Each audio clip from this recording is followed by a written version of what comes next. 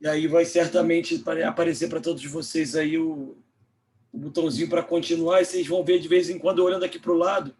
É porque eu não quero perder nenhuma pergunta no chat aqui, quero que a gente interaja bastante ao longo da noite de hoje, para que a sexta-feira de vocês valha bastante a pena e seja a melhor sexta-feira das nossas vidas. Para mim está sendo uma sexta-feira boa, Nelson. Não sei se você percebe pela minha rouquidão. Tem que aguentar, né, cara? Fazer o quê, né? Então, meu time ontem foi campeão, independente do que falam, é mais um para a conta. Mas beleza, meus amigos. Nelson, estamos gravando já. É contigo. Vamos fazer uma abertura. Vamos falar um pouquinho do festival e depois a gente parte para falar de Critical Thinking. Tá bom, então você abre aí, por favor. Beleza, então, pessoal. Boa noite. Meu nome é Marcelo Antonelli e a gente está participando aqui de mais um evento de um festival que comemora os 20 anos do Manifesto Ágil. A ideia aqui é criar uma comunidade global. Vocês reparem que a Agile Alliance, Scrum Alliance, cujos os responsáveis são signatários do Manifesto Ágil, apoiaram esse evento que não é brasileiro, ele é global, para justamente a gente criar o maior evento de agilidade do mundo. E a ideia desse evento é ter a maior comunidade de agilidade do mundo. Se vocês quiserem criar posts, use essa hashtag MyAgile20Reflect ou MyAgile20Reflect para que vocês consigam encontrar outras coisas. E como o evento vai até o final de fevereiro, até o dia 28, a gente ainda tem mais uma semana inteira, não, mais 2 dias inteiros, para aproveitar. Amanhã tem palestra do Labriola, tem algumas coisas acontecendo, e todas as palestras ficaram gravadas no canal do YouTube do evento. Então, se você não pôde comparecer, bom dia, boa tarde, boa noite para você que está aí do outro lado. E vem com a gente, porque eu acho que esse tema é um tema bastante importante. A gente fala muito de método, a gente fala muito de muitas coisas, e eu acho que vale a pena. E o segundo recado que eu tenho aqui, antes da gente se apresentar, Nelson, é que esse evento ele foi feito somente por voluntários, 100% no mundo inteiro, feito por voluntários. Eu e Nelson compartilhamos uma vida de voluntariado já há bastante tempo, e a gente sabe o quanto de valor que a gente dá para todos esses voluntários. De coração, a gente agradece muito a todos esses voluntários que ajudaram. Existe um link aqui para doações, para o fundo que está sendo criado global, que vai ajudar instituições que são mais necessitadas. E a gente também está aqui obedecendo, trabalhando dentro de um código de conduta, que está no último link aqui embaixo, justamente para que a gente estabeleça uma boa relação entre os palestrantes, os participantes, e que a gente não tenha problemas de agressividade, nem coisas desse tipo. E eu tenho certeza que, dado a audiência qualificada que nós temos, isso não vai ser um grande problema. Fechado, meu amigo? Podemos começar, Nelson? Vamos lá. Deixa eu compartilhar minha tela aqui com vocês. Libera para mim aí, Marcelo, por favor. Enquanto isso, eu vou me apresentando aqui. Antes de mais nada, eu queria agradecer pela oportunidade que vocês estão me dando aqui hoje para poder fazer essa apresentação para vocês. Eu acho que é um momento para mim bem bacana, né? E o tema que eu queria trazer aqui para vocês é um tema que eu vejo que hoje, na área que eu trabalho hoje, nos últimos quase que 20 anos trabalhando, é um tema muito relevante. Só para eu poder me apresentar, meu nome é Nelson Rosamilha, eu sou hoje Head de Project Management numa empresa chamada Ericsson. Eu tenho 15 anos de experiência na área educacional e mais ou menos, acho que uns 25 anos de experiência em cargos de direção de empresas de serviços de TI. Quando eu falo de serviços de TI, eu falo aqui de SAP, eu falo de Professional Services, direção de projetos, serviços gerenciados. E eu sempre procurei me qualificar o máximo que eu pude para utilizar, no momento certo, a minha ferramentazinha da minha caixa de ferramentas, né? Então, eu sou uma pessoa bem agnóstica quanto à metodologia, né, e métodos, né? Eu acho que não existe método certo ou errado, que existe aquele que encaixa no seu contexto de trabalho. E o pensamento crítico, para mim, ele veio no momento que para mim era muito importante. E eu queria aqui compartilhar minha tela com vocês e falar um pouquinho sobre esse tema, porque eu acho que vocês vão gostar do bate-papo aqui, tem bastante coisa interessante aqui que a gente vai fazer. Marcelo, você pode me liberar o acesso aí? Eu não consigo compartilhar a tela, senão você roda aí. Não tá aparecendo nada aqui não. Acho que Host Disabled Participant Screen. Sharing. Eu não consigo compartilhar a tela. deixa eu ver aqui.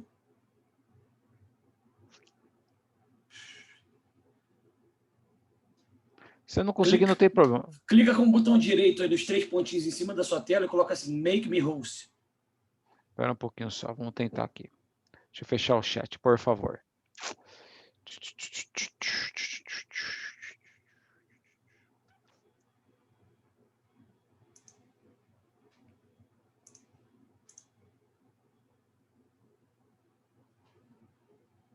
Vamos ver aqui.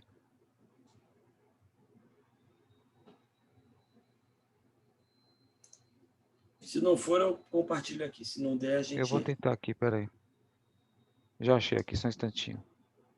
Não, ele não tem essa opção para mim não, com Make Me Host, no canto superior direito. Bom, então deixa que eu compartilho aqui, a gente vai... Eu vou rodando aqui também, a gente faz junto, não tem problema. Eu vou falando assim, pula, beleza? Tamo junto. Então, Ô, Marcelo, coloca o Nelson como host, clica em cima do nome dele e ele vira o host.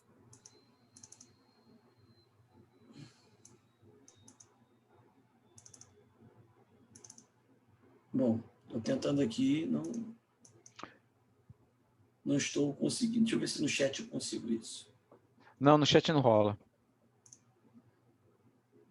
Quem é que me ajudou aí para a gente tentar fazer? Você vai em participantes, aí vai aparecer todos os participantes. Na parte do Nelson, onde tem o nome dele, você vai colocar lá, Boa. vai clicar em cima, aí tem o More. Aí você, como você está como host, provavelmente, aí você pode adicionar ele como host. Beleza, vê aí, Nelson, se agora vai. Agora sim, cara. Obrigado, viu? Tá vendo? Gestão, é gestão colaborativa.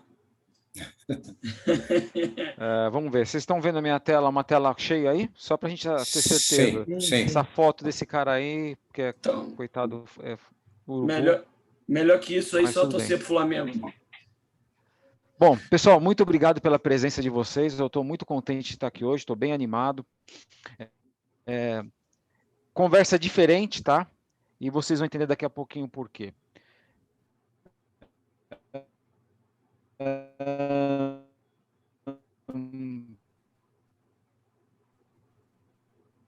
Deixa eu mostrar aqui para vocês do que é crítico. E esse atributo, ele está sendo cada vez mais importante no nosso futuro. Eu estava lendo uma pesquisa da McKinsey chamada The Future of Workforce. É uma pesquisa de 2018. E eles falam o óbvio, mas eles falam uma coisa que eu queria compartilhar com vocês. Por que eles falam o óbvio? Porque o mundo é complexo, existe muita diversidade nas empresas, nas escolas, no projeto que a gente atua. E um dos estudos que eles fizeram foi o seguinte: eles disseram que para os próximos 15 anos, segundo a McKinsey, algumas habilidades são fundamentais nos profissionais da área de serviços. Quais são? Criatividade, liderança, pensamento crítico, comunicação assertiva, entre outros. Se vocês quiserem depois, no final da apresentação tem meu WhatsApp, vocês me escrevem e eu mando a pesquisa para vocês, né? E o que é isso, né? Veja, é muito simples, né? Às vezes você tem um profissional de serviços na Índia que ele pode não ver um problema da mesma forma que um colega seu aqui no Brasil vê. Só que mesmo os dois tendo o mesmo kit de ferramentas para a solução desse problema, baseado na experiência diferente deles, eles têm uma visão diferenciada dos problemas. E isso é um ponto de inflexão muito forte para a gente. Por quê? Porque um aspecto adicional do pensamento crítico, que é vital para o líder de hoje, é gerenciar essa ambiguidade, esta visão diferente do mesmo problema. A velocidade dos negócios entrelaçada com como estão os fatores globais, a cadeia de suprimentos complexos, os projetos que a gente atua hoje, que são muito complexos, eles forçam a gente a refletir. Qual é a reflexão aqui? Que a gente nunca vai saber quais são todas as variáveis que vai trazer para nós um sucesso para o nosso projeto, para o nosso serviço que a gente vai estar entregando. Portanto, aqui, nós precisamos nos sentirmos confortáveis, né, em operar nesse ambiente extremamente, né, VUCA ou BANI, onde as mudanças são constantes, as decisões rápidas são muito necessárias. Neste mundo com crescente incerteza, uma coisa é certa, na minha visão, nós precisamos de pensadores críticos, perspicazes, que possam avaliar a situação e perceber o potencial onde os outros não percebem. Olha que bacana isso, né?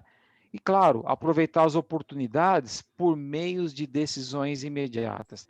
Eu vou explicar nesse bate-papo para vocês uma estratégia aqui, alguns passos, mas antes eu queria mostrar um pouquinho mais sobre isso, né? Veja que interessante que eu estou colocando aqui nessa apresentação. Projetos. Olha que interessante. Quando a equipe de projetos ou serviço está com a arma apontada para a cabeça da gente, para fazer com que o projeto aconteça rapidamente, para trazer um resultado tangível, a gente esquece o pensamento crítico. Por quê? Porque nós temos freneticamente que terminar o projeto, cumprir os prazos, né, por muito trabalho, né, ignorando os contatos regulares com as partes interessadas, bem como o famoso ignorar também o planejamento, fazer a avaliação contínua do projeto. A gente ignora tudo isso. A arma está na cabeça, eu tenho que entregar rápido, então eu ignoro tudo isso, ignoro o pensamento crítico, e aí os problemas se intensificam cada vez mais, né? Aí aquela velha história que todo mundo já está cansado de ouvir aqui. Falha no escopo, comprometimento excessivo dos recursos, subestimativa de tarefas e por aí vai. Aí acaba virando uma desgraça. E também tem o que a gente chama aqui de problemas conhecidos. Veja, às vezes você memoriza a solução para um problema e você pode dominar aquele problema em particular. Só que tem uma coisa muito legal aqui. Quando você melhora o pensamento crítico, você vai ter as ferramentas que você precisa para criar suas próprias soluções para múltiplos problemas desconhecidos. Olha que proposta interessante aqui. Se eu criar minhas próprias soluções para múltiplos problemas desconhecidos, eu destravo muito a minha criatividade. Eu destravo muito o meu trabalho em equipe para solucionar coisas que eu nem imaginava que eu tinha de problema hoje.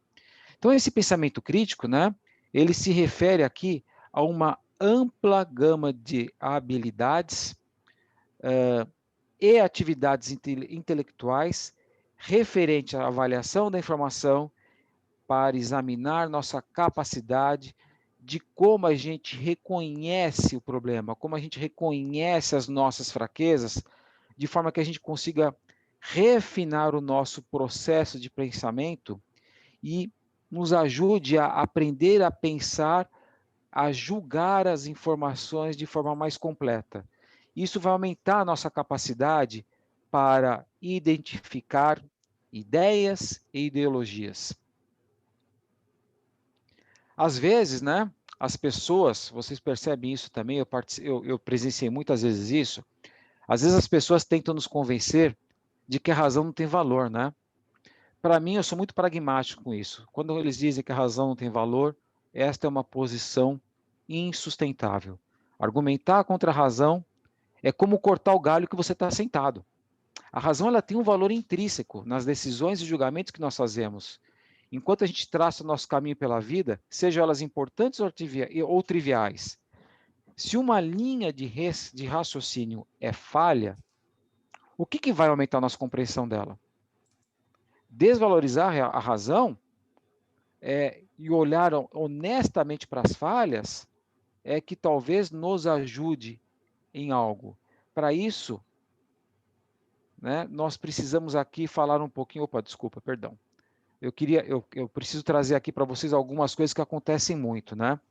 Olha que interessante como a gente esquece o que é pensamento crítico, como a gente age de maneira, eu diria aqui, um pouco até irresponsável. Existem algumas palavras... Inocente, obrigado, Marcelo.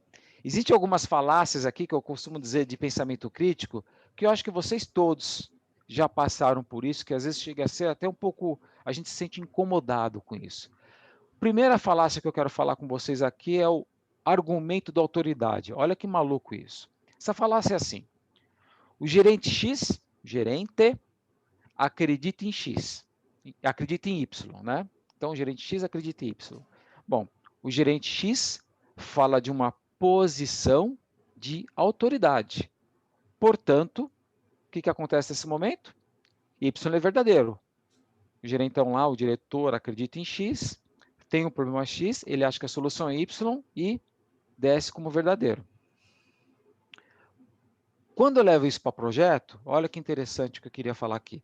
Às vezes, as partes interessadas, na maioria dos casos, elas têm noções pré-concebidas de onde existem problemas em uma organização. Como tal, é possível que um analista ou o profissional que está atuando junto com as partes interessadas encontre vários especialistas ou autoridades que têm conhecimento sobre problemas no domínio ou na organização. Pessoal, é o seguinte, o simples fato de uma pessoa ocupar uma posição elevada não significa que essas afirmações desta pessoa sejam verdadeiras. Então, o profissional aqui de projetos, ele tem que olhar além da documentação, experiência, reputação das pessoas dentro da empresa e investigar o problema e a solução. Porque, afinal de contas, não importa a quantidade de experiência que uma pessoa tenha, ela ainda pode estar errada. E com relação a isso, Nelson, eu costumo falar muito da questão do protagonismo. Tem muita Perfeito, gente que se permanece numa zona de conforto quando uma pessoa de uma autoridade fala sobre determinado assunto ou toma determinada decisão. O mundo é colaborativo, de laborativo, de trabalhar, as pessoas estão lá para trabalharem juntas. Se eu estou numa reunião onde um fala alguma coisa com 10 pessoas, onde um fala uma coisa e 9 concordam, 9 são desnecessários. Ali, o gestor ele espera que um time de qualidade tenha pensamento crítico para poder contestar com argumentos, contestar com uma informação relevante. Muito legal esse ponto que você colocou, Marcelo, porque o que a gente costuma falar, né? Não é porque a pessoa tem menos autoridade que ela não tem nenhuma informação valiosa para contribuir. Tem um livro muito interessante chamado The Age of Agile. Não sei se alguém teve a oportunidade de ler, mas eu recomendo. O que ele fala, né? Que as organizações elas deveriam estar estruturadas por especialidade. Diretor sempre vai existir, gerente vai sempre existir. Mas quando a gente estrutura as equipes por especialidade, fica mais fácil, né, acabar com essa falácia. Qual é a lição que eu queria deixar para vocês aqui desta primeira falácia, né? Primeira coisa que a gente tem que ver aqui é investigar os problemas, as soluções, independentemente da autoridade associada à pessoa. Não é porque ele afirma que este é o problema que isto é verdade. A gente precisa aprender aqui a ter pensamento crítico para poder analisar melhor esse problema. Perfeito. E lembrando, né, gente, tem dois pontos importantes sobre essa questão de investigar, de buscar a verdade, ou buscar a melhor maneira de fazer aquilo. A primeira é, se você está falando numa empresa hierarquizada, toma cuidado da forma que você vai falar. É o primeiro ponto aí. Não é todo lugar que você tem essa abertura toda para falar de uma maneira eventualmente arrogante. Toma cuidado, mas não tenha medo. E o segundo ponto é que se você tem convicção de que aquilo ali não é verdade, é uma coisa. Mas não busca pelo em ovo, não desperdiça seu tempo só para contestar. A gente tem um limite, uma linha tênue entre você investigar proativamente para poder ter a melhor solução para o teu time e o outro lado é você ficar buscando pelo em ovo, procrastinando a atividade. São coisas diferentes, só para contribuir com esse pedaço, tá, Nelson? Legal, tá certo, é isso aí. Aqui é uma contribuição mesmo. Aqui não é um, somos todos. E outra, gente, é importante a gente ter aqui, que quem quiser falar, eu estou aqui olhando para o lado porque eu estou Fiquem à vontade, tá, pessoal? Isso. podem participar bastante aqui conosco. Fala aí, Nelson. Essa aqui alguns de vocês conhecem bem, né? Eu chamo isso de generalização apressada, né? É mais ou menos aquilo, o analista está lá na primeira semana no projeto e ele vira para todo mundo e fala assim, olha, não vai funcionar.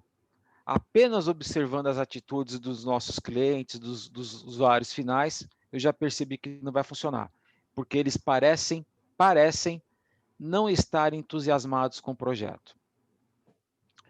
Então, essa é uma conclusão precipitada, né, que a gente toma antes de reunir os fatos.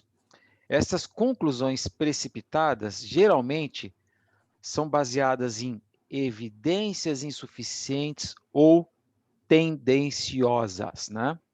Então, eu diria o seguinte, para a gente fazer uma avaliação justa e razoável do sucesso do projeto, o analista deveria discutir com as partes interessadas, né? Mergulhando na organização, para ter uma noção das perspectivas das pessoas e investir um esforço um pouco mais significativo, né?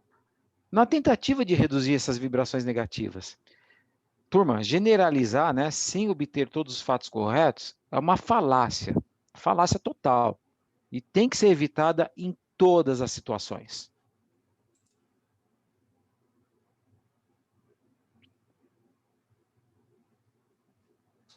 Outro ponto que eu gosto muito também, outra falácia que eu costumo discutir aqui é falsa dicotomia, né?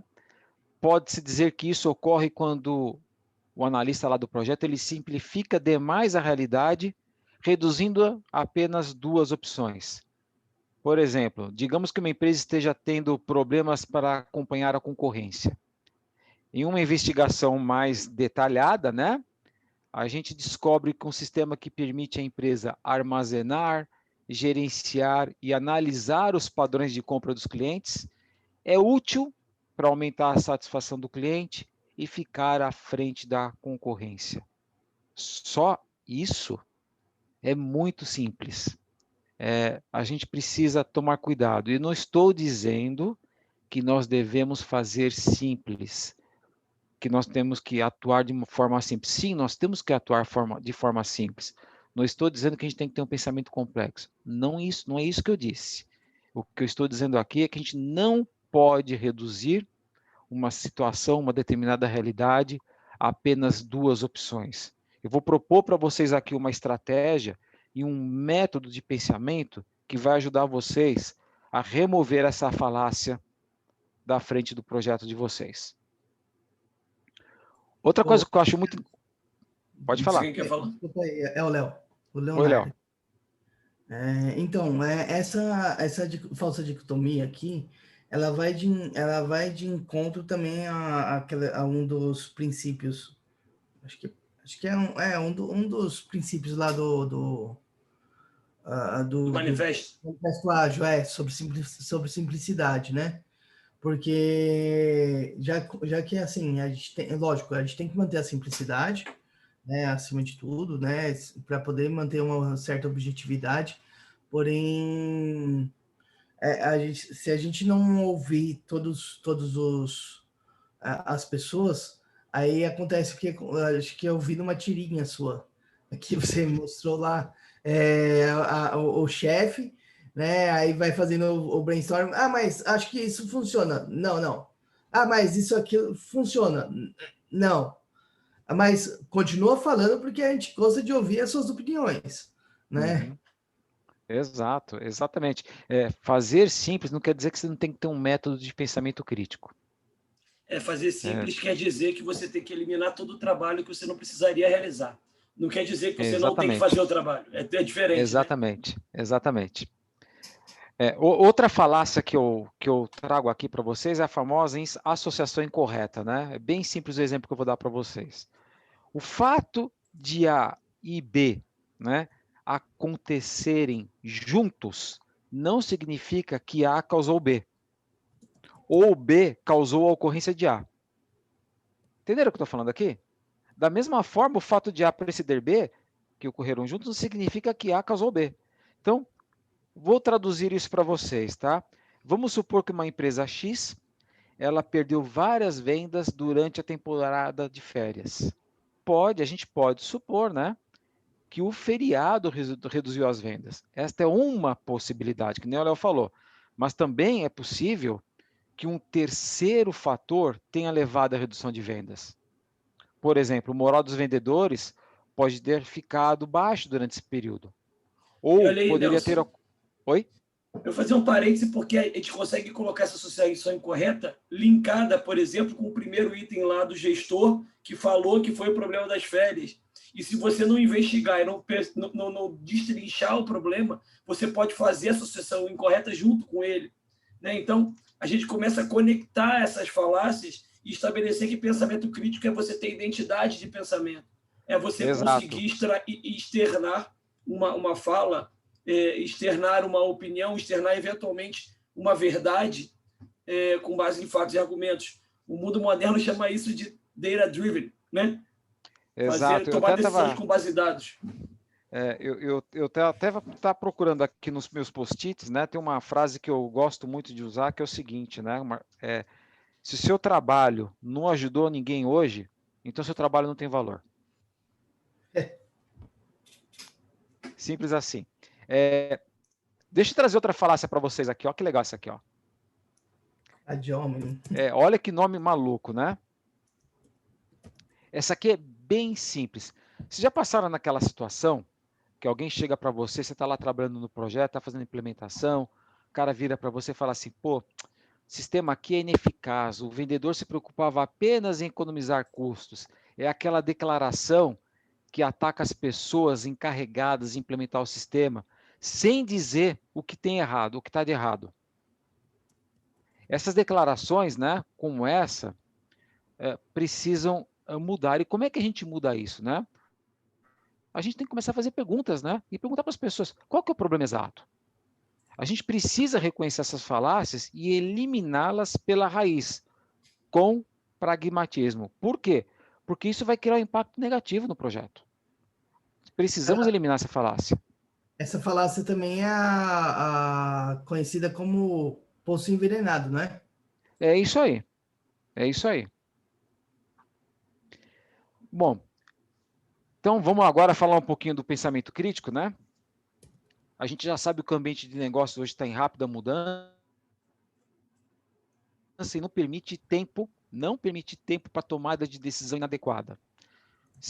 Mais ainda, né? Se ela não for rapidamente reconhecida como inadequada, a gente pode ter um problema muito sério nos projetos. Uma decisão ruim, ela pode prejudicar a chance da empresa, por exemplo, ter sucesso nos resultados trimestrais. E aí você acaba jogando aqui uma chave inglesa, né? Naquela engrenagem da empresa e separa tudo. Então, essas consequências do mau pensamento crítico, elas aumentam exponencialmente quanto mais alto é seu cargo na empresa. Por que eu estou falando isso? Ela não é uma competência apenas do executivo. Você, profissional de projetos, quando está atuando em qualquer projeto, você é responsável pelo negócio. Você é responsável pelas consequências das decisões que vocês tomam nos projetos. E esses projetos, eles trazem benefícios para a empresa. Então, uma decisão ruim pode causar uma consequência séria nos resultados da empresa.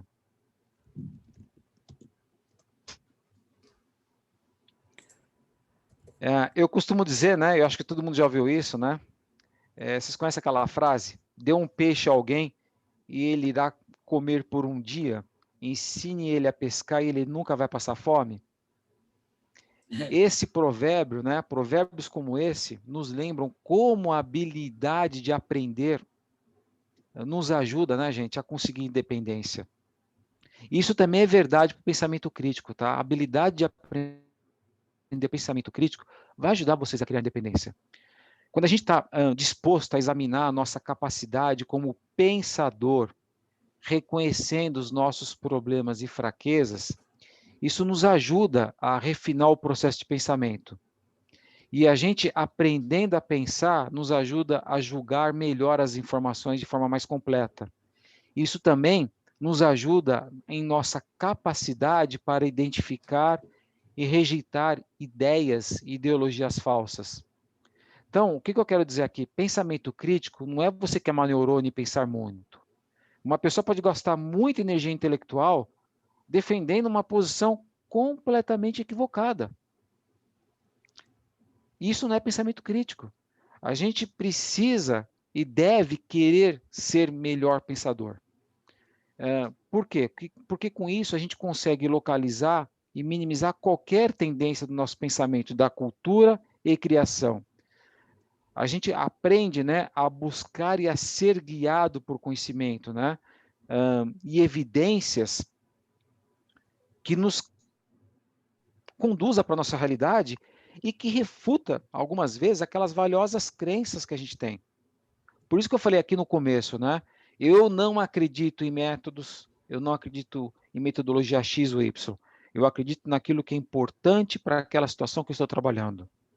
Então, quando a gente pensa criticamente, as crenças, elas não são valorizadas, mas elas são mantidas em condições que, se forem fundadas, eu posso mudar minha posição e dar a resposta mais apropriada. Olha que louco isso. Essa atitude, né, eu chamo de cultivar, né, essa atitude de curiosidade. Por quê? Ela amplia fortemente a nossa perspectiva e nosso conhecimento. Nelson, Porque a gente precisa... Oi? Com relação a isso, desculpa te interromper. Não, tranquilo, cara. A gente tem uma... Eu dou um módulo numa universidade, um módulo executivo de Communication Management e Executive Negotiation. E nesse módulo eu falo bastante sobre a questão de empatia e feedback.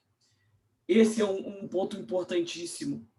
Ter pensamento crítico, ou seja, você saber o que está falando e buscar saber cada vez mais para conseguir falar de forma apropriada, não quer dizer que você não recebendo um feedback tem que discordar dele. Feedback é alguma coisa que você recebe, internaliza e não diz se a outra pessoa está certo ou errado. Avalia. Exato. Porque pode ser que aquele feedback te ajude a crescer. Feedback é uma mola propulsora absurda para você desenvolver pensamento crítico, para você desenvolver melhoria contínua, seja pessoal ou profissional. Então, eu queria abrir esse parênteses importante, porque o feedback é uma ferramenta crucial para o desenvolvimento do pensamento crítico. É isso aí. É isso mesmo. Bom, vamos lá. Agora vamos dar a cerejinha do bolo, né? Vamos explicar um pouquinho aqui como é que a gente faz isso. Existem 3 estratégias, né, que te ajudam a pensar em um problema com eficácia. Vocês estão vendo aqui, ó, identificar o propósito, examinar seus preconceitos e considerar as implicações. Veja, quando a gente fala de identificar o propósito, é mais ou menos o seguinte: cada vez que você se depara com uma decisão, estou falando de estratégia aqui, hein? Tem que se perguntar se há um propósito vinculado a essa escolha ou uma meta que esta decisão vai te ajudar a alcançar. Por exemplo, se você está expandindo para o novo mercado, seu objetivo pode ser escolher aquele com a maior oportunidade de crescimento. Entenderam? Então, depois que você identifica o seu propósito, você precisa de certificar que isto é bem claro e tem que articular isto com a sua equipe e usá-lo como um ponto de partida, não como um ponto final. Porque se eu estou no ponto de partida e preciso tomar uma decisão, tudo que eu fizer a partir deste ponto de partida é que vai me ajudar como estratégia a pensar sobre o problema com eficácia. Porque algumas vezes o que acontece? Se você não define o propósito, o que as pessoas fazem? Para cá, para lá, para cá, para lá. Porque o propósito não está claro. Então, o pensamento crítico, ele é essencial para você ir além das habilidades básicas, como simplesmente apenas coletar informação. Coletar informação não vai resolver o problema. Você precisa primeiro identificar o propósito. Outra estratégia que você pode utilizar também é o que eu chamo de examinar seus preconceitos, né? Olha que bacana isso aqui. Quando você enfrenta um problema, é comum nós olharmos para esse problema apenas de nossa perspectiva e ignorar como os nossos clientes, interessados no projeto ou colegas de trabalho possam vê-la. É aí que a gente fala um pouco da empatia, né? Que é considerar a situação de apenas um ponto de vista pode levar seu projeto a fracasso ou a gastos desnecessários. Então, o que acontece aqui? O objetivo do pensamento crítico é trazer esses preconceitos à luz para que não se obstrua suas decisões. Veja como é que você pode fazer isso, né? Você tem que articular seu próprio ponto de vista. Depois tem que se perguntar assim: o que eu acredito sobre a situação, sobre essa determinada situação? O que é importante para mim? Depois, eu tenho que procurar por suposições que eu possa estar fazendo sobre os pensamentos ou comportamento dos outros. É mais ou menos como se você estivesse num estádio de futebol jogando bola, você está lá jogando, está passando a bola no meio de campo, e aí você se vê fora do campo de futebol e você olha você de fora como se você fosse um torcedor olhando você jogando. Você precisa se colocar na posição dos outros, porque quando a gente articula o nosso pensamento desta maneira, a gente tem uma chance melhor de detectar pensamentos distorcidos. É pensar no lugar do outro, como o outro está vendo esse problema. Isso ajuda você na estratégia a detectar melhor o seu problema. Uma terceira estratégia, normalmente a gente utiliza mais essa, né? É considerar as implicações de outras opções. Cada escolha que a gente faz, vocês já ouviram isso, tem consequência. Mas você pode melhorar sua tomada de decisão antecipando quais serão essas consequências. Para fazer isso, você precisa primeiro abordar o problema de muitos pontos de vista diferentes, imaginando que como que cada uma das partes interessadas, você vai ter que se imaginar assim, como cada uma das partes interessadas olha esse problema, como é que elas vão se sentir e reagir em resposta a cada uma dessas opções. É planejar, né? Porque se você fizer uma escolha cujo tiro saiu pela culatra, incomodando seus clientes ou prejudicando o projeto, você precisa fazer uma análise melhor. Então é melhor você se preparar antes e entender quais são as consequências, como vai afetar as pessoas nessas opções, porque isso vai te ajudar a pensar no que você pode perder e vai te ajudar a pensar em possível problema que você vai ver no futuro. E com relação ainda ao examinar o preconceito, uma coisa que eu acho que é importante, considerando essa tua fala, Nelson, tudo que vem muito de dentro, muito do inconsciente, é irracional. Você não pensa para falar antes. Exato. Então cabe, e a gente está falando de projetos ágeis aqui, a gente quer aplicar esse pensamento crítico em projetos ágeis. Em projetos ágeis, a gente normalmente tem equipes que trabalham todos os dias em conjunto, né? São equipes, eventualmente, até multidisciplinares, que trabalham junto. Se você não tiver uma inteligência emocional para aquele dia ruim de um, ou para aquele dia ruim de outro, ou para aquela solução que não tem nada a ver com as suas crenças ou com o que você acredita que seja melhor, você nunca vai chegar numa situação de acordo, né? Eu costumo dizer, eu gosto muito de uma curva, a curva de Tuckman. Legal essa curva aí. Isso, você tem lá formações de equipe que as pessoas vêm com crenças diferentes, com experiências diferentes, e até que elas entrem num processo de performance, você a formação de equipe, aí depois você tem que entrar em conflito, porque as pessoas pensam diferente, as pessoas querem coisas diferentes, vêm de realidade diferente. Só depois você entra num acordo para chegar ao processo de desempenho. Essa curva mostra que a gente tem que ter conflito para ter desempenho. No entanto, se a gente conseguir utilizar a inteligência emocional, esse conflito não precisa ser um conflito com danos, um conflito ruim, e sim um conflito com resultados positivos. Perfeito, Marcelo, bem colocado. Você fez um ponto aqui bem interessante que chama uma inflexão bem interessante chamada inteligência emocional. Amanhã eu vou estar colocando no mercado um artigo que eu escrevi sobre isso. Quando vocês puderem, dar uma olhada.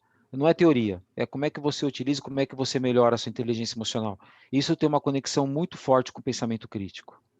Sim, fundamental. Você não conseguir, se você for sair falando sem pensar, sem se preocupar com o outro, que tem a ver com empatia, sem se preocupar com o que você vai falar pode resvalar em você depois, que aí é autopreservação. São vários conceitos da comunicação que eu acho que a gente tem que colocar aqui. Pensamento crítico não é falar o que pensa. Pensamento crítico é considerar todas essas outras coisas antes de falar o que acredita, entendeu? Legal. É isso aí. Querem Bom, falar aí, pessoal? Alguém quer falar? Não, desculpa, só tava fora do... Então tá bom. Vai lá, não tem Nelson. problema não. Olha só. Bom, já falei um pouquinho sobre estratégia, né?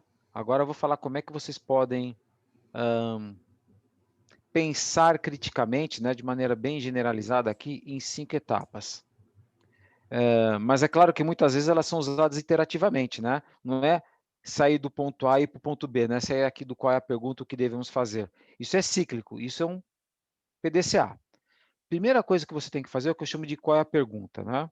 Em qualquer decisão, seja para onde você vai passar as férias ou como entregar um projeto, o primeiro passo é deixar muito claro qual é a questão. A gente está procurando descanso tranquilo ou uma nova aventura? Estamos pensando em entrar em um novo campo de produto ou serviço ou melhorar um produto existente? A ideia básica aqui é descobrir a pergunta e as alternativas relevantes antes de fazer a pesquisa e coletar os dados. Lembra que a gente falava muito, precisa definir muito bem o problema? Legal, mas aqui não é. Qual é a pergunta? Ou seja, no mundo de CX, de experiência do cliente, quais as dores do cliente? Quais são os problemas que você vai ter que resolver no seu projeto ágil? É isso aí que a gente vai ter que identificar no início. O segundo passo é o que precisamos saber, né? Que informações e dados são relevantes para responder esta pergunta? Se sua pergunta está relacionada à eficácia, por exemplo, de muitos anúncios na internet, você precisa coletar dados não apenas sobre o número de cliques, mas também sobre aqueles cliques que resultaram em vendas. Não é verdade?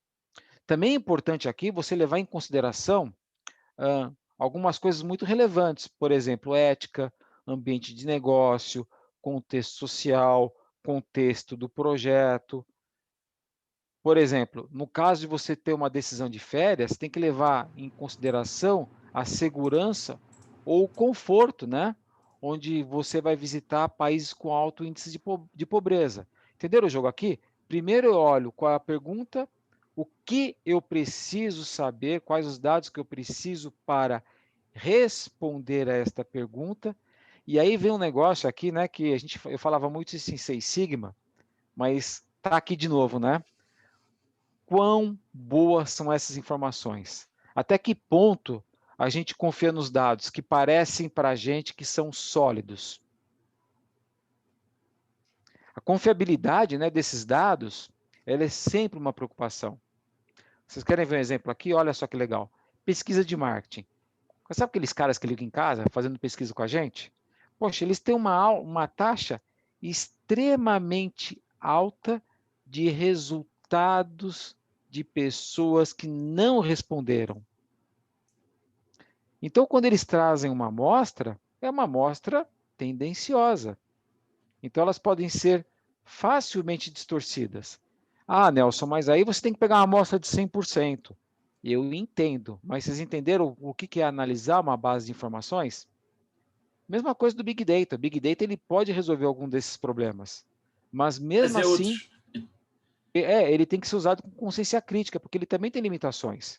A gente precisa analisar os dados no contexto histórico, compreender que os fatores subjacentes aos dados podem trazer impactos no futuro para outros mercados, até para o seu projeto. A gente tem que tomar muito cuidado aqui com essa análise de base das informações. O quarto passo aqui é uma reflexão, né? O que a gente ignorou? A gente precisa se perguntar se existem outras escolhas que não foram consideradas ou contra-evidências que não levamos em consideração. Quais são os prós e contras dessas opções em comparação com as outras alternativas? A gente não tem que procurar só dados que confirmem o que a gente acredita. Cuidado com o viés cognitivo aqui, hein? Porque normalmente a gente tem uma teoria e a gente procura dados sempre para comprovar a nossa teoria. por isso que eu falei para vocês, primeiro a pergunta, depois o que a gente tem que saber para responder a pergunta. E terceiro, Oi, Marcelo, pode falar. Não, eu ia dar um parêntese que eu gosto bastante de entrar no cotidiano das pessoas para explicar as coisas, né, Nelson? Então você pensa o seguinte: ontem foi pênalti ou não foi pênalti do Inter? O cara que é colorado, ele vai estar lá buscando alguém que diga que não foi, que foi pênalti. O cara que é flamenguista vai lá estar buscando alguém que diga que não foi. E você não tem, eu costumo dizer para os meus filhos, inclusive, falei, olha, sempre tem 3 verdades. A minha, a sua e a que realmente aconteceu. Busca essa do meio. Busca a que realmente aconteceu. Busca dados consistentes para poder evidenciar o que você quer provar.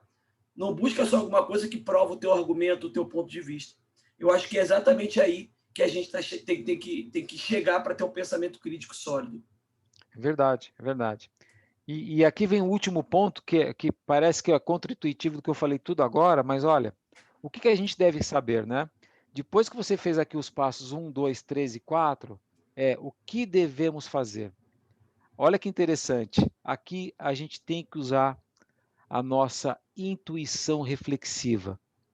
Depois que a gente fez todas aquelas diligências, a gente tem que refletir e pesar as alternativas. Não tem como. E se tiver outras alternativas, a gente tem que voltar para o começo e olhar qual é a pergunta. Ah, Nelson, mas isso é muito complexo, leva muito tempo.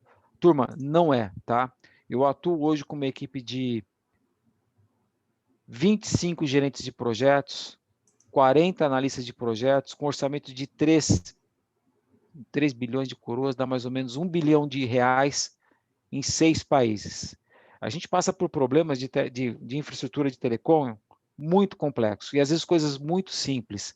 E a gente usa esse ciclo para nos ajudar a pensar e tomar decisão rápida, mas acertada. Então, isso atende muito bem ao nosso trabalho, né? Essa resolução de problemas de forma abrangente, como estou apresentando aqui, ela melhora o nosso poder de tomada de decisão, ela melhora a nossa responsabilidade, ela nos ajuda na gestão dos relacionamentos em nível de projeto, porque a gente começa a ter aqui a tomar decisões eficazes, que trazem mais credibilidade, que demonstram para os outros que nós temos alternativas, que é o que a maioria das empresas buscam, né? Elas não gostam das pessoas assim quadradinha. Então, é muito relevante isso no nosso cenário de negócio. O Leonardo Cruz tem uma pergunta: como desenvolver essa intuição reflexiva? Leonardo, olha, você fez uma pergunta muito difícil, né? Eu vou falar para você como eu faço, tá? Mas talvez não sirva para você, mas é importante a gente compartilhar aqui, né? Eu, quando chego nesse último momento, eu olho e peso, né? Eu paro para pensar. E eu não sou muito intuitivo, eu sou muito decisão baseada em fatos. Eu procuro muletas. O que é muletas, né? Eu procuro sempre trazer alguém com uma personalidade diferente da minha. O Marcelo, por exemplo, é o oposto meu. Por que isso ajuda? Porque ele te ajuda a pensar diferente. Ele te ajuda a trabalhar um pouco mais a sua intuição.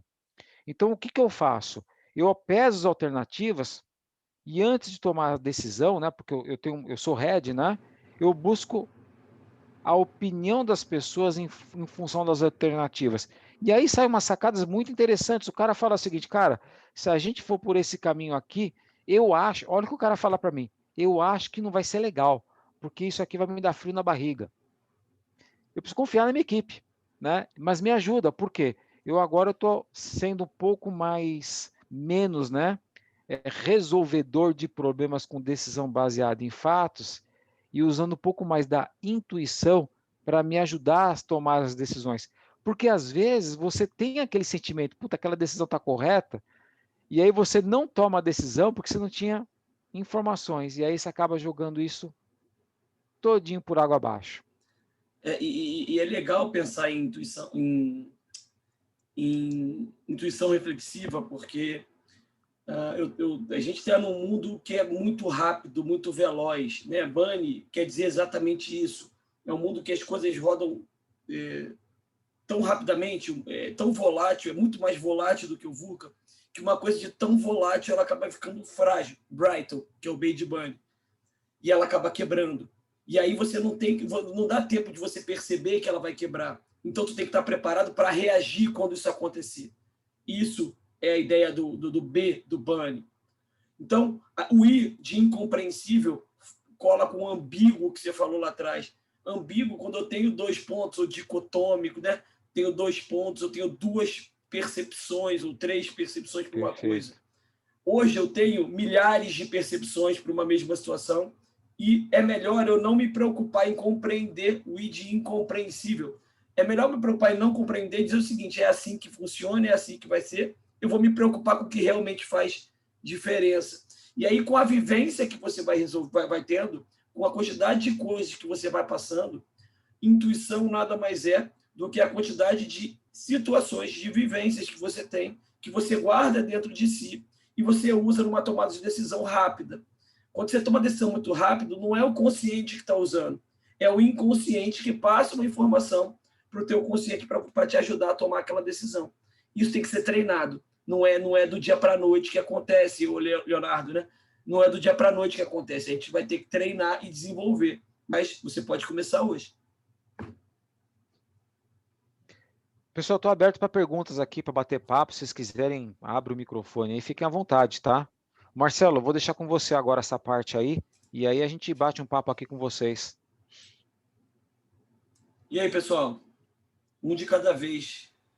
Então essa intuição reflexiva, é o Léo que está falando, ela seria desenvolvida, então, a partir das nossas experiências que a gente tem,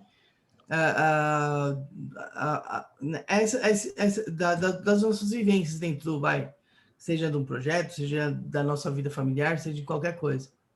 Sim, Léo, é importante isso, mas lembra que você tem que usar aqueles 5 passos, né? Que eu falei do pensamento crítico. Quando você junta os dois, você potencializa e melhora a qualidade das suas decisões. Porque você vai usar tudo aquilo que você aprendeu naquele espaço e quando chegar no final, você utiliza a intuição reflexiva. Porque você já tem as informações de dados e fatos, já pesou as alternativas. Aí sim você entra com ela. Não é no começo, não é aquela decisão precipitada, entendeu? Sim. Eu gosto de dar sempre exemplos, tá, Léo e Nelson? Imagina que você tem que comprar um celular numa loja. O que você vai fazer? A Xiaomi começou a vender celular no Brasil. Vou comprar esse troço. Não. Você vê se ele tem assistência. Você vê se tem alguém que você conhece que já comprou. Você investiga. Você vê se tem muito problema lá no Reclame Aqui. E aí você fala, putz, com base em tudo isso que eu vi e com base na vontade que eu quero, que eu tenho de comprar, com base nos problemas que eu tenho quando eu fui muito early adopter, né, que eu comprei coisas que acabaram de lançar, e aí você vem com a parte da reflexão, né? Eu acho que vale ou eu acho que não vale. E aí você tem um pensamento crítico com base em fatos.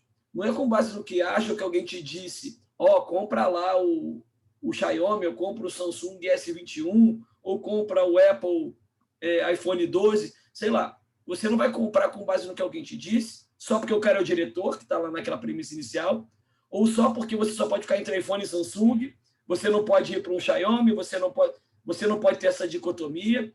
Você tem que conseguir, com base nas tuas avaliações próprias e com base na sua vivência, conseguir ser capaz de fazer essa escolha. Isso, na essência, é pensamento crítico. E esse passo a passo que o Nelson deu foi fundamental, basicamente, para a gente conseguir estruturar esse raciocínio, essa forma de escolher. Ô, Carla, eu vi tua pergunta aqui e eu vou responder daqui a pouquinho, tá? Se só o Marcelo terminar aqui a linha de pensamento dele com o Leonardo, eu respondo isso para você, tá? Vai, Marcelo. Não, mas era isso. A ideia aqui, Nelson, é a gente dar uma maneira para as pessoas que ainda não desenvolveram ou que têm interesse em desenvolver, e para quem não tem interesse, hashtag fica a dica, vai ficar para trás no mundo 4.0. Características do líder 4.0, flexibilidade, intuição, criatividade. Então, a gente não vai conseguir saber conhecer e ler todos os cenários. agora, nesse mundo que a gente está, no que o Jamés Cássio chamou de enfrentando a era do caos. A gente não vai conseguir ler tudo, então a gente tem que trabalhar com intuição, tem que trabalhar com criatividade. O Nelson é diretor. Quantas vezes alguém chegou para ele e falou: cara, não sabe como resolver? Seja o quê? Criativo, não é isso que eles falam no trabalho da empresa? Quase isso, né? Me dá uma solução tem uma criativa. tem uma palavra mais pesada, mas é mais ou menos isso aí. Né? Tem o dá teu jeito de vez em quando, te vira negão. Então, mas assim, tem uma solução criativa. O que é uma solução criativa? É você avaliar todos os dados que você tem, trazer a tua vivência à tona e escolher a melhor solução para aquele caso. Não é a solução ideal, tá, gente? É a melhor solução para aquele problema. E o Nelson comentou várias vezes ao longo da palestra que a gente não pode trazer verdades absolutas. Se ele não falou com essas palavras, foi o que eu entendi. Então, quando a gente trabalha pensando de uma forma arraigada, de uma forma, como é que eu diria, até preconceituosa, que foi a ideia do livrar dos preconceitos, né, o item 2 lá, o segundo item que ele comentou, é justamente você não ter crenças limitantes, é como se chama na psicologia. Tu não ter crenças limitantes, tu não achar que, por exemplo, eu estava com uma situação que eu tinha que mandar um equipamento para a Índia e para a UK, para o Reino Unido, para um determinado fornecedor fazer testes, há 2 meses atrás. E aí a gente não conseguia empresas que fizessem isso com a velocidade que a gente precisava.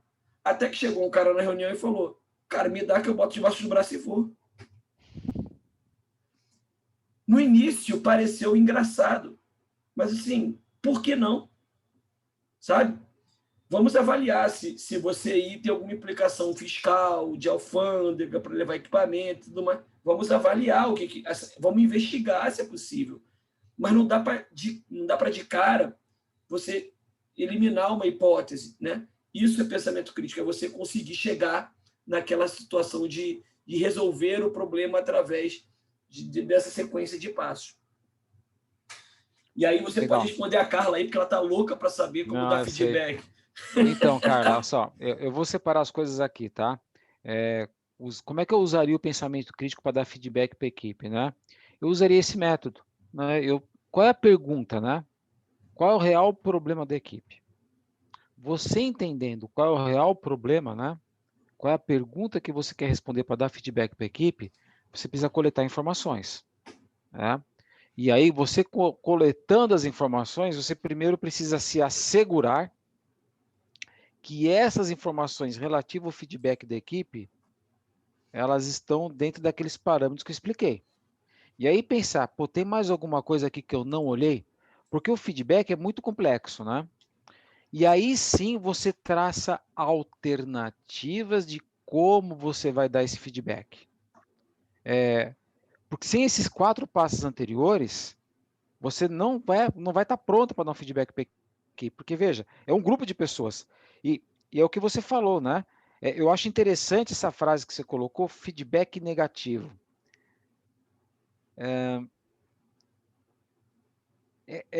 Para mim, não existe, tá? Não existe feedback negativo. Por quê? Se você dá um feedback negativo para a pessoa, você diminui ela. Quando, na realidade, o que a gente quer fazer? A gente quer levantar a equipe. Então, quando você primeiro, né, eu faria assim, levanta os 4 primeiros passos, tá bom? E aí, no último passo, a gente faz a parte intuitiva. Então, imagina que você já sabe qual é o problema, você já tem as informações, você já sabe se as informações estão corretas ou não, você olhou aquilo e já sabe que você ignorou alguns fatores que você precisa considerar. Agora você parte para dar o feedback para a equipe. Aqui você tem uma maneira que eu gosto muito, são técnicas, né? Tem uma maneira que o pessoal chama de feedback sanduíche, que sei lá, eu acho legal, mas assim, feedback sanduíche é assim, você aponta o problema, né? Fala o que você espera e depois você elogia. Esse é o feedback sanduíche. O outro feedback que eu gosto mais é o que eu chamo de perguntas abertas, né? Em vez de você dar o feedback para a equipe falar qual o problema, onde está errado, você começa a fazer perguntas abertas para a equipe. Como é que vocês acham que o cliente se sentiu quando ele recebeu aquela demanda? Aí eles vão começar a falar, eu acho que ele não sabia como funcionava. O que te leva a crer que o cliente achava que não funcionava? Você começa a ver, que eu não usei porquê, né? Eu usei perguntas abertas. Você começa a fazer essas perguntas abertas, direcionando eles para refletirem sobre o comportamento que eles devem mudar. É complexo o que eu estou falando? Mais ou menos. Quando você faz isso, você leva a equipe a fazer uma reflexão sobre o trabalho deles. E no fim, sabe o que vai acontecer? Eles mesmos vão virar para você e vão falar o seguinte: realmente eu estou errado aqui, eu tenho que mudar isso. Eu vou te dar um exemplo que aconteceu comigo essa semana. O profissional da minha equipe não estava contente lá, mas falei, qual é o... Aí eu tentei explorar, eu percebi que o relacionamento dele com o diretor de projetos não estava bom. Você sabe o que aconteceu no final? Eu virei para ele e falei assim, olha que bobo esse negócio, hein? Você já chegou a conversar com o diretor? Ah, não, cara, eu tenho medo. Eu falei, mas por quê? Marca com ele uma sessão de feedback de 3 minutinhos e pergunta para ele como você quer que você atue no projeto. Em vez de pedir feedback, pergunta para o teu diretor, o diretor, como é que você gostaria que eu atuasse neste projeto? No fundo ele está recebendo feedback do mesmo jeito, só que é um feedback positivo, né? Se existe isso. Ele está recebendo aqui uma orientação de expectativa de atuação. Então, acho que esse é um caminho que você pode utilizar.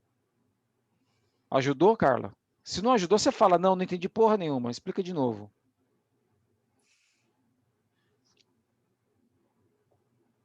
Sim. Legal, bacana. E eu gosto de falar um negócio sempre, Nelson, sobre feedback. Tem gente aqui que, inclusive, foi da minha equipe, quando eu fui diretor do PMI, que é o seguinte, uma importante função do gestor é abrir o canal de feedback, é estar aberto a receber feedback e conseguir fazer com que o seu time receba os feedbacks a todo momento. Não tem uma sessão de feedback. Feedback é igual lição aprendida, pessoal. Você tem a todo momento acontecendo coisas que você aprende e você tenta não corrigir. Vamos errar diferente, não vamos errar igual, né? Então, a ideia de feedback ser algo construtivo, quando, imagina, eu contratar uma pessoa para o meu time, ou eu chegar para ele e falar, olha, você percebeu alguma coisa errada em mim, você pode vir falar comigo. E quando eu perceber alguma coisa que você pode melhorar, eu vou falar contigo. E nunca vai ser pessoal. É sempre para melhorar, sempre para a gente ter um resultado melhor para o grupo. Porque o mais importante é sempre o grupo. Se a gente chega nesse acordo, a gente quebra o gelo logo de cara.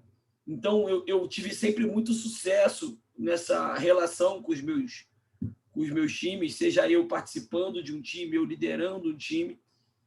Quando eu abro esse canal, quando eu faço com que esse canal seja um canal mais produtivo ou um ciclo mais virtuoso para todas as partes. Pô, você pode voltar um slide aí, Nelson, que tem um negócio bem legal para a gente falar aqui, ó. Pode ser. Manda bala aí. Então, a gente em março vai fazer um workshop com bastante mão na massa. O Nelson botou ali os contatos do e-mail, Instagram e tudo mais. Está o LinkedIn e o WhatsApp a gente vai mostrar ali depois, para a gente ver como é que a gente cria essas habilidades. Então, sei lá, como é que eu dou feedback? Como é que eu estabeleço um processo de criação de empatia? Como é que eu me treino para gerar isso? Como é que eu crio essas habilidades do pensamento crítico? Como é que isso funciona no mundo 4.0, no mundo Bunny? Como é que os líderes se desenvolvem? A gente vai falar das inteligências que Klaus Schwab comentou no Fórum Econômico Mundial. Então, a gente vai falar de algumas coisas, de como a gente desenvolve isso aí, inteligência emocional, inteligência contextual, inteligência inspiracional, inteligência física, porque você não é capaz de pegar esse tranco da palestra, trabalhar, ter times, ter mulher, ter filhos, se o corpo não está de pé. Então, tem que ter inteligências diferentes para poder trabalhar e viver nesse mundo caótico, nesse mundo acelerado que a gente vive. Então, a gente vai trabalhar na prática alguns conceitos.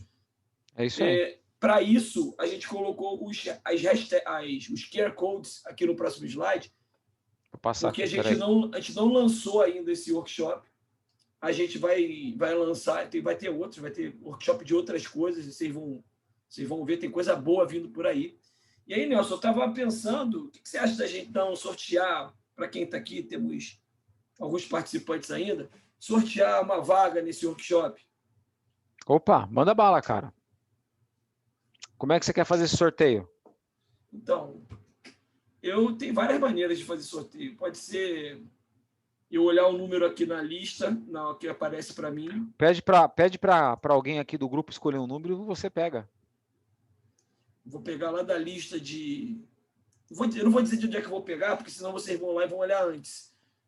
Quem quer falar um número aí, eu vou pegar de uma lista de um lugar aqui, que é aleatório, que a gente colocou.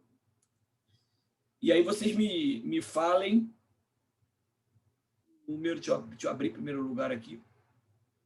Aí vocês me falem o número que aí eu vejo quem é o nome. Se a pessoa estiver aqui, a gente... Ela leva. Se ela não tiver, a gente sorteia outro. A gente vai para outro. Isso aí. Vamos lá. Eu gosto de dar brinde. Vocês sabem que eu fui diretor de marketing, VP de marketing, eu gosto de dar brinde, né, pessoal? Então... o Murilo, enquanto o Marcelo está procedendo, Murilo, esse é um problema. Esse aqui é bem interessante, essa questão que você colocou, viu? Como usar o pensamento crítico em ambientes de comando e controle. É da mesma maneira, tá? Só que aí a decisão é da pessoa que está trabalhando. O problema disso é que tem outras consequências, né? Porque o comando e controle, e aqui eu vou dizer uma coisa para vocês, hein? 85% das empresas são comando e controle, e isto não vai mudar tão cedo. Utilizam comando e controle. Eu vejo aqui, talvez você não goste do que eu vou falar, mas eu sou muito transparente no que eu penso, tá? O pensamento crítico no comando e controle, ele te ajuda, olha que eu vou falar que maluco aqui, a tomar uma decisão mais rápida. Por quê? Porque você tem um comando e controle. Não quer dizer que é a melhor decisão. O que eu recomendo é assim, você utiliza o pensamento crítico neste processo, e aí, em vez de você falar para as pessoas, né, quais são as opções, para quem tem o comando, você apresenta, você vira para a pessoa e fala assim, olha, eu estudei aquele problema porque você já dominou toda a situação, aí você vai para o último passo, que é intuitivo, só que você faz um negócio diferente nesse momento intuitivo. Você apresenta a pergunta que você estudou, apresenta o método que você utilizou do ponto de vista de entender os dados, entender as informações, e aí, quando você chega no último passo com o intuitivo, você chega para quem tem o comando e controle e fala o seguinte, como você enxerga estas opções para resolver o problema? Esta opção aqui, os dados são esses, essas opções são essas. Você apresenta diferente, você apresenta como ele enxerga.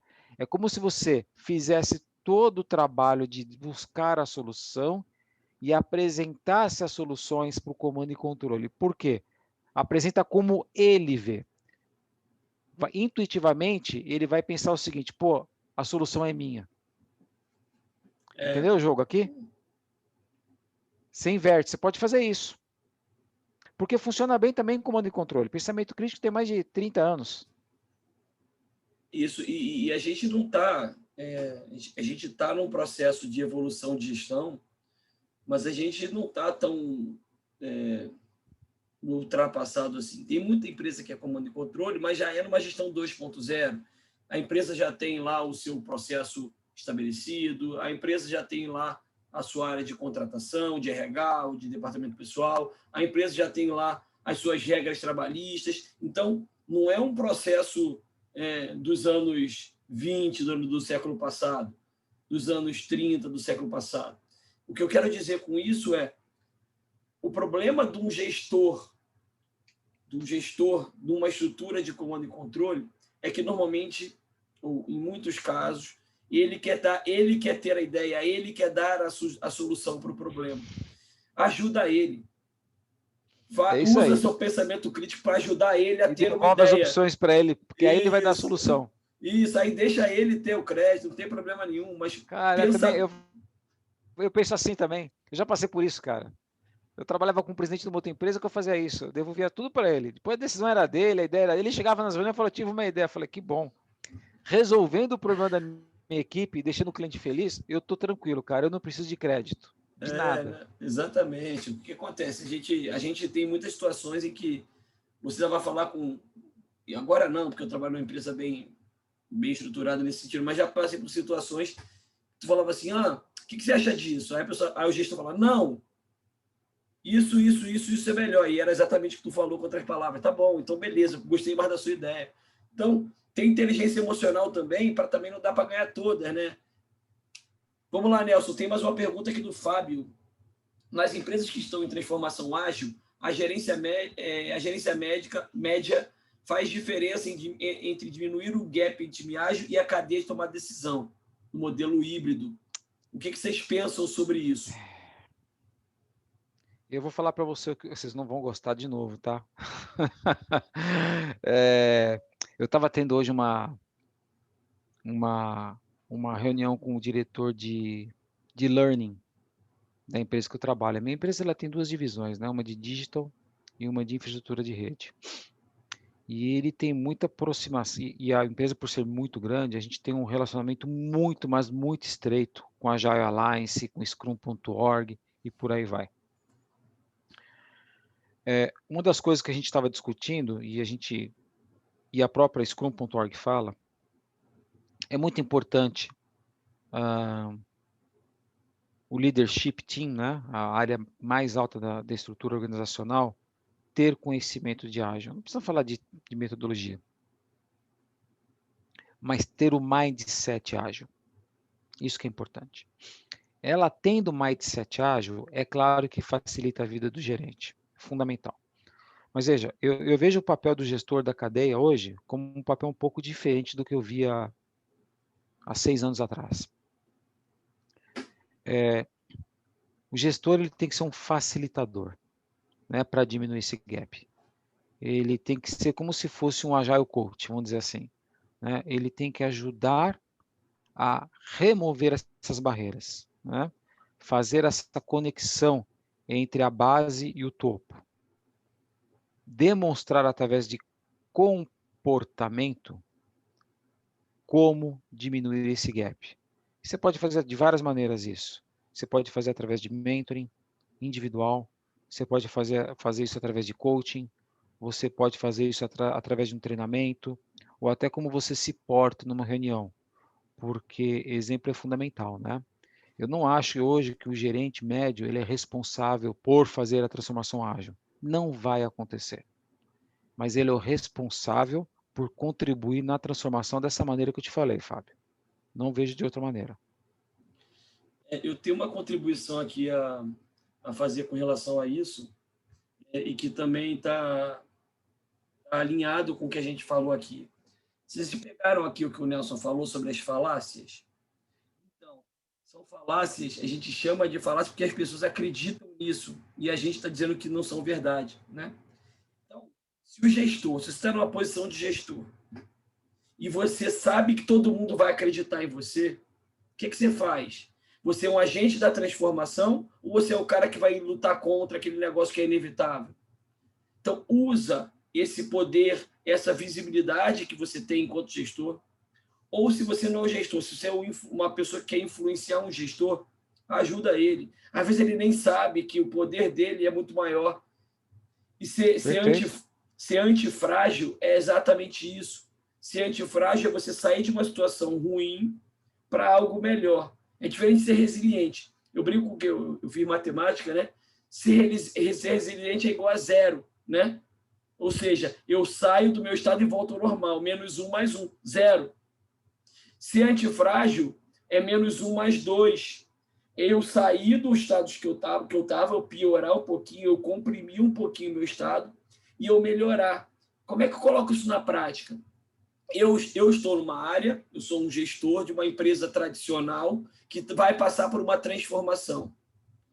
Eu gerenciei SAP a vida inteira. Eu sei o que acontecia com os contadores que achavam que iam perder o emprego. Gente, você vai lá, se capacita, você está numa posição que você vai conseguir se capacitar bem. Seja o líder dessa transformação. Use o pensamento crítico a seu favor. Use o poder que te deram, né, a posição que você chegou, ao seu favor. Se você chegar para a pessoa que está liderando, seja o dono da empresa, seja uma pessoa muito influente, porque não existe business agility sem top-down. Não existe business agility de baixo para cima. O business agility, a transformação organizacional, através de métodos de agilidade, de transformação cultural, é sempre de cima para baixo. Se você está nesse caminho da governança, seja na gerência média ou na gerência sênior, você está próximo de quem tomou essa decisão. Você pode ser esse agente de transformação e sair melhor do que você estava antes da mudança, Sim. antes da transformação. Então, aproveitem e pensem. Não adianta eu brigar contra o que está acontecendo. Isso não funciona. Não funciona em lugar nenhum. Porque o máximo que você vai conseguir é fazer com que alguém que pensou numa transformação desista disso. E sabe o que vai acontecer? Sua empresa vai virar uma Kodak, uma Blockbuster, uma Mapping, que tem aqui em São Paulo. Né? Então, é inevitável que as empresas todas vão para um caminho de transformação, vão para um caminho de horizontalidade, de times produtizados. Isso é inevitável.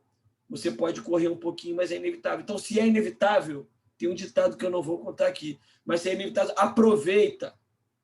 Seja um agente catalisador. Impulsione essa mudança. Isso aí. Conheça desse esquema para você conseguir chegar na frente. Vamos para o sorteio, Marcelo? Vamos. Então, digam o número de 1 a... Deixa eu ver aqui quantos números tem. Hoje, agora temos 12, mas temos 70 pessoas que se inscreveram. De 1 a 70, pessoal. Quem quer falar?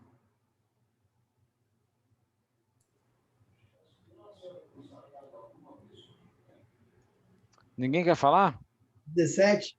17. Então, deixa eu ver aqui.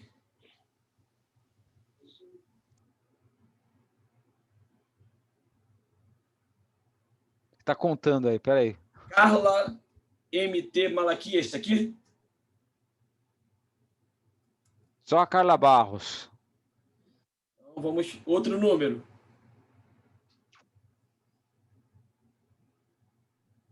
Se não, vou pedir uma outra forma. Se esse número não der, eu peço outra forma para não prender ninguém aqui. 24. 24. Começa na Carla e conta mais 7 aí.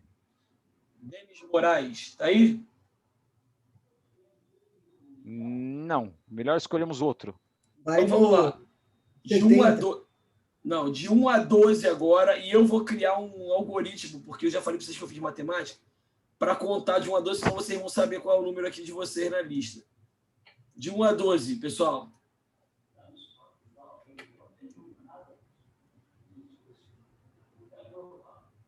Ninguém quer arriscar aí, não? 8? 8.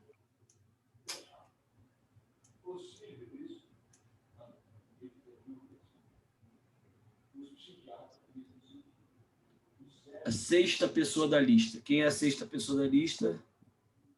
Deixa eu ver aqui. Acho que é Carla Barros, é isso? Nossa, acertou em cheio.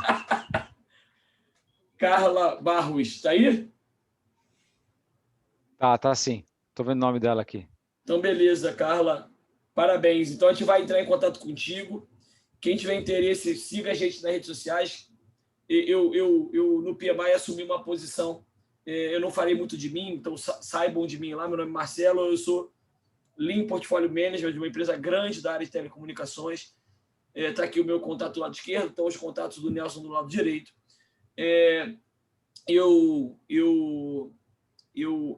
sugiro fortemente que vocês se relacionem, sigam a gente, se pudessem colocar seus LinkedIns aqui para que vocês se sigam mutuamente, porque o mundo é networking. A gente vive num mundo de conhecimentos, habilidades e atitudes. Conhecimentos você aprende, você pega em cursos e palestras. Habilidades você aprende fazendo. Só que atitude, só com networking, meus amigos. As pessoas têm que se conhecer para poderem ser indicadas, para poderem falar bem uma das outras. Então, chame a gente, se conectem aí que eu acho que vai dar sucesso para todo mundo. Muito, muito, É muito isso aí. obrigado pela disponibilidade de vocês nessa sexta-feira. Nelson, encerre aí agora. Pessoal, muito obrigado pela oportunidade de ter essa chance de compartilhar um pouquinho de conhecimento com vocês. Estou muito feliz por estar aqui hoje. É uma experiência que, para mim, todo dia que eu faço uma apresentação dessa, é uma experiência nova, né? Porque eu conheço pessoas novas e perguntas difíceis, né? Eu agradeço imensamente pelo tempo que vocês tiveram. E tem meu celular aqui. Podem me escrever. Quem me conhece sabe que eu respondo sempre. Responde mesmo. Então, fiquem à vontade para me procurar e tirar dúvida. O Leonardo sabe disso. Eu sou muito 24/7. Fiquem à vontade, não se acanhem, tá bom? Obrigado novamente pela oportunidade a todos vocês e um ótimo final de semana. Valeu, pessoal. Grande abraço aí a todos, hein? Tchau, obrigado.